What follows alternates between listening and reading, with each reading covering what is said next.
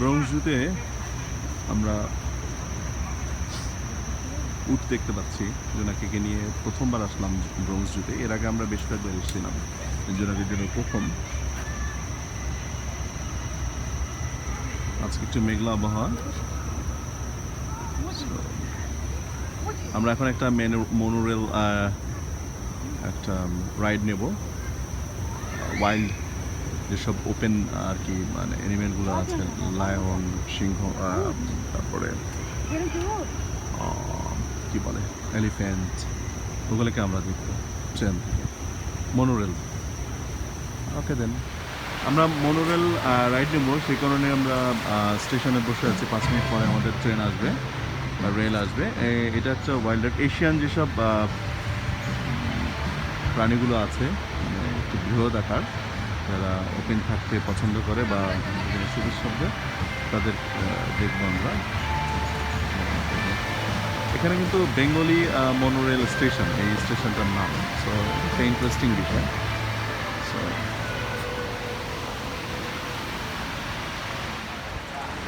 আমাদের স্টেশনে মনোরেল পৌঁছে গেল, এটাতে আমরা উঠবো।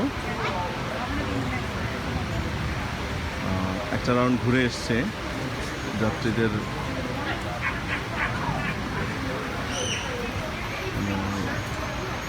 চলে আসার পর আমরা উঠবো।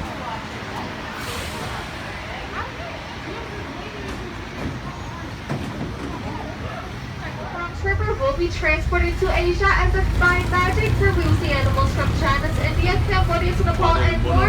So guys, for your safety and the safety of others, please remember to remain seated with your hands and feet inside of the train car at all times. This applies to both adults and children. And if you turn around, you'll see a black box next to the door. That's our intercom system that you can use to contact me in case of an emergency. Now, the Bronx Zoo is the headquarters for the Wildlife Conservation Society, also known as WCS. We have scientists and eco guards working in the field, as well as zookeepers here at home to protect our animals. Peacock, see? But now we have traveled over 7,000 miles and have arrived in Asia. Asia is the continent with the largest number of deer species, and it's known for its deer diversity.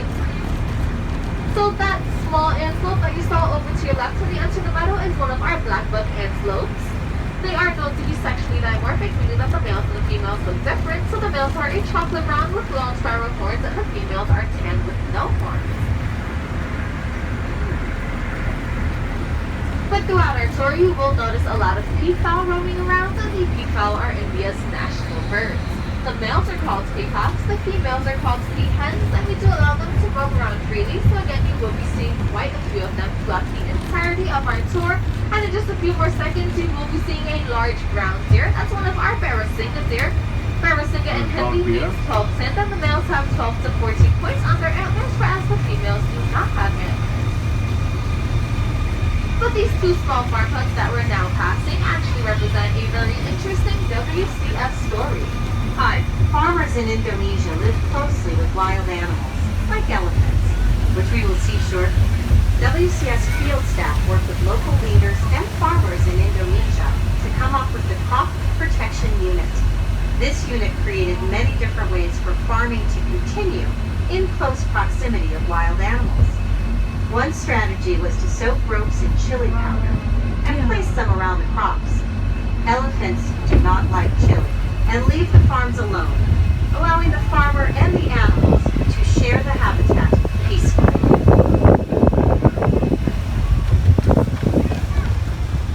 Now we all know a species that no longer exists is extinct, such as dinosaurs and the dodo birds. Our next animals were actually on the verge of extinction. So as soon as you enter the enclosure, you'll be greeted by 3 of our Mongolian wild horses. We should be seeing the rest of them in just a few more seconds. They're going to be over to your right. But these horses were actually extinct in nature. They could only be found in zoos. Thankfully, they have been successfully reintroduced back into the wild in some parts of Mongolia and China. Now again, the rest of our horses will be over to your right. So in the meantime, here's a note from Jonathan, one of our field scientists, about these horses in other countries. I'm Jonathan Slatt, and I'm the Russia and Northeast Asia coordinator for the Wildlife Conservation Society.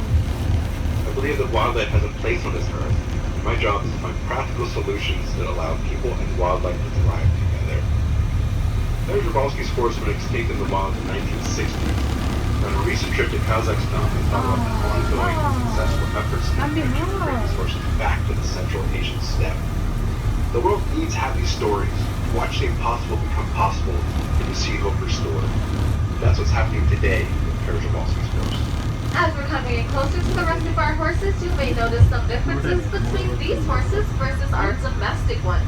These horses have a stockier build, shorter legs, and an erect mane, meaning that these horses have a mohawk. They're also missing a forelock, which is a piece of hair that falls over the forehead of our domestic horses. But here at the Bronx Zoo, we do offer our animals plenty of room to roam around and graze. So all of the space that you saw here in front of you, as well as the space we're coming up to on your right, belong to just these horses, and trust me, they use every single bit of it. The Bronx Zoo received their first horses all the way back in 1902, and to date we have had over 50 babies born right here.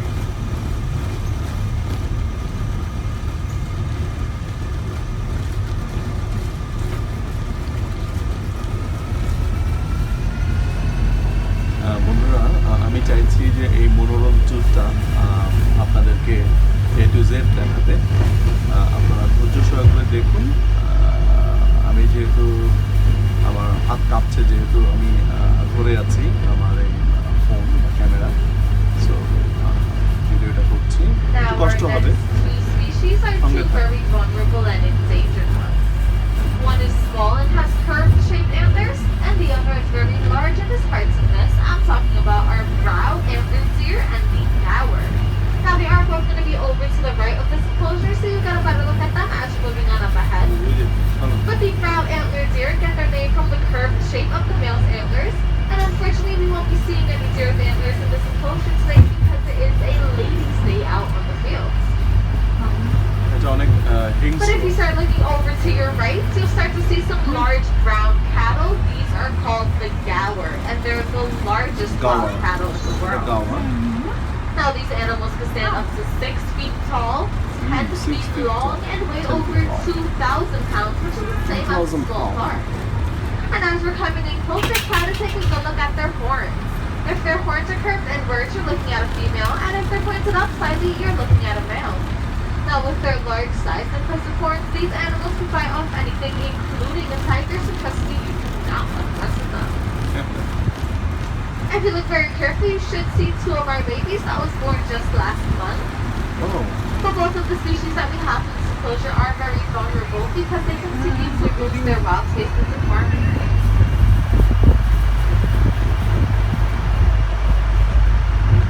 But now, if you all listen very carefully, you may just notice some sounds coming from behind us, and that's actually coming from a concrete jungle rather than a nationwide.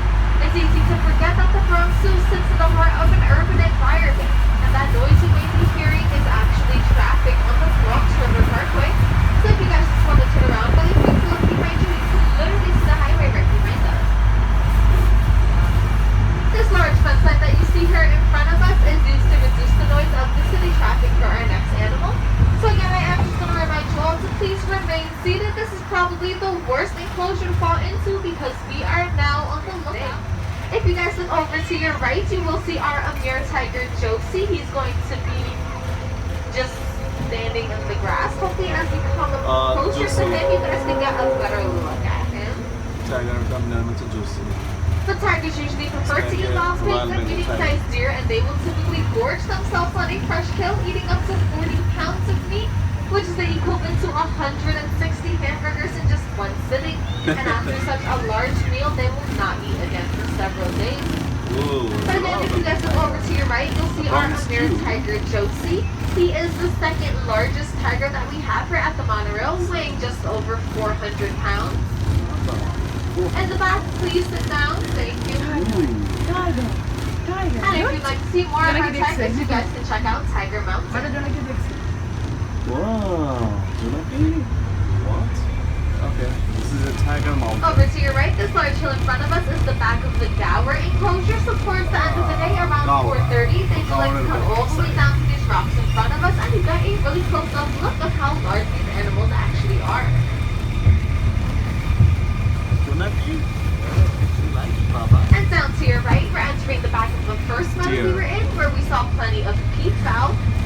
Oh, okay. But here's a note from one of our keepers with her day-to-day life working with these animals. Hi, my name is Michelle. I'm part of the Wild Asia Keeper team. We call this area Kanha Meadow, where we care for about 40 Barasingha deer, 15 axis deer, 10 black buck, and a pair of muntjac. We start our day by checking on all the animals, making sure they are healthy, behaving normally, and safe. Sometimes, fawns and calves are born overnight. Newborns are given a neonatal exam, which includes weighing, vaccination, and tagging for identification purposes. While the animals are in the meadow, we prepare their nighttime holding areas so that they have a safe and clean place to spend the night. We are now entering a bamboo forest, so keep a good lookout for our next animal. It blends closely with the muddy environment and likes to call home. So if you see a pig-like animal with tuft that curve backwards towards its eyes, you have spotted our male babarusa. He's going to be over to the right of his enclosure. And in the second pen, we have another male. He's taking a nap down at the base of that large tree. Now the males have tufts that curve backwards towards its eyes, and the females have no tuft and a longer snout. But don't even worry, if you couldn't see our babarusa, you will not miss our next animal.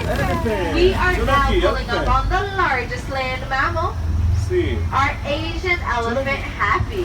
And again, she is going to be right in front of us, so you will not miss her. Again, this is one of our Asian elephants. Her name is Happy. You may notice some dirt and hay on her back. She put that there herself to protect her skin from the sun and insects. And I want you all to notice her large size. She weighs over 10,000 pounds and she has to eat a lot of vegetation. She eats 200 pounds of hay a day and drinks 60 gallons of water. Again, this is daily. If you can try to take a good look at her trunk, that trunk has over 40,000 muscles in it, which is more than the human body itself. It also has a finger-like feature at the end that only Asian elephants have, which allows them to pick a blade of grass from the ground or tear down all of these surrounding tree branches with enormous force. The here at the Bronx Zoo, we do offer elephants a lot of personal attention, including baths and pedicures given weekly by our zookeepers. And that large stuff that you saw next to the border is actually an elephant-sized back scratcher. Now, as we're saying bye to Happy, we're on the lookout for another large mammal. So if you see an animal with skin that looks to have armor plates, a big horn on its